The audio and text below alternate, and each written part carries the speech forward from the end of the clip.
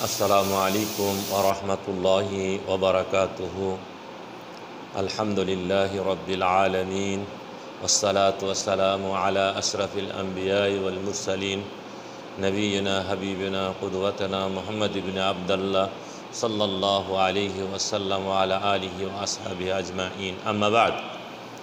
আন আবি সাঈদিন খুদরি রাদিয়াল্লাহু তাআলা আনহু قال قال رسول الله صلى الله عليه وسلم إذا جاء أحدكم المسجد فلينظر فإن رأى في نعليه أذى أو قدرا فليمسحه وليصلي فيهما أخرجه أبو داود وصححه ابن خزيمة।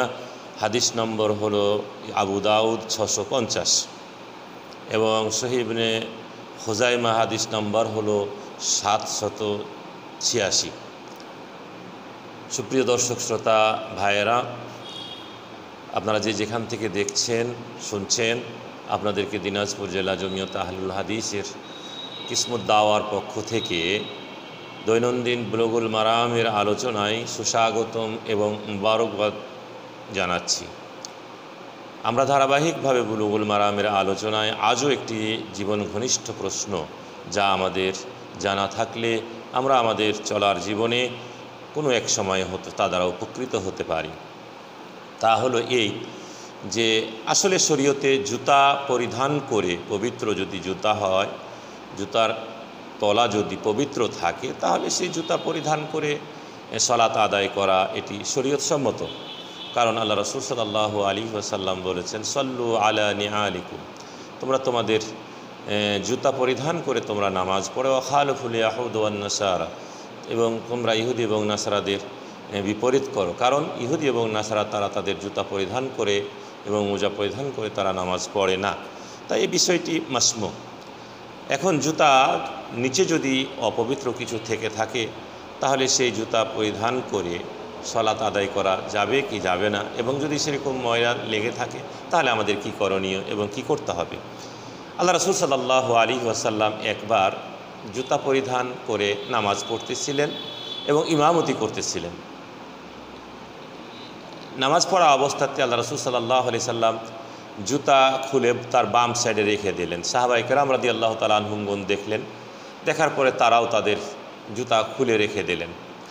আল্লাহ রাসূল সাল্লাল্লাহু আলাইহি সাল্লাম নামাজ শেষ হলে তখন তাদেরকে বললেন যে, তোমাদেরকে কিসে এটা উদ্বুদ্ধ করেছে?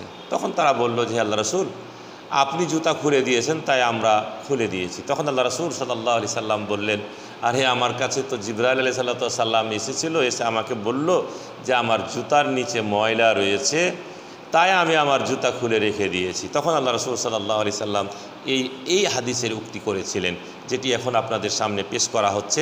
হযরত আবু সাঈদ খুদরি রাদিয়াল্লাহু তাআলা আনহু থেকে বর্ণিত, তিনি বলেছেন যে রাসূলুল্লাহ সাল্লাল্লাহু আলাইহি সাল্লাম বলছেন, ইজা জা আহাদুকুমুল মাসজিদা, যখন তোমাদের কেউ নামাজ পড়ার জন্য মসজিদে আসে, ফালিয়ানজুর, সে তার জুতার দিকে লক্ষ্য করবে। ফাইন রাআ ফি নাআলাইহি, যে তার যদি উভয় জুতার মধ্যে কোনো প্রকার ময়লা আবর্জনা ইত্যাদি দেখতে পায়, তাহলে সে কী করবে? তাহলে ওই নামাজি ব্যক্তির করণীয় হলো ফালিয়ামসাহু, সেটা মুছে ফেলবে, সেই ময়লাটা মুছে ফেলবে।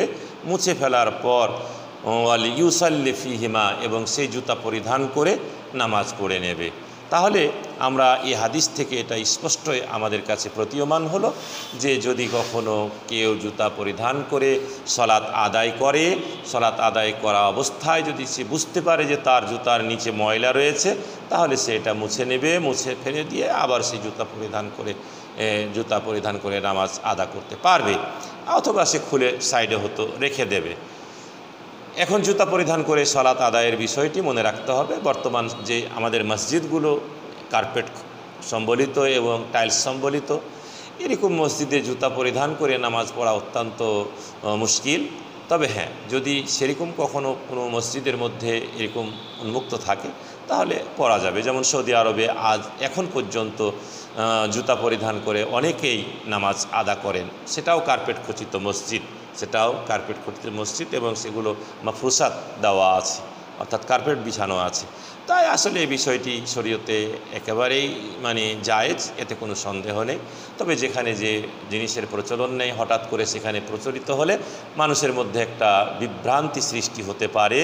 তাই এই বিষয়গুলো জানা থাকলে আর কখনো আমরা বিভ্রান্তিতে নিপতিত হব না। আল্লাহ রাব্বুল আলামিন সকল অবস্থাতে আমাদেরকে সকল প্রকার মতানৈক্য এবং মতভেদ এবং মতবিরোধ থেকে আল্লাহ আমাদেরকে হেফাজত করুন।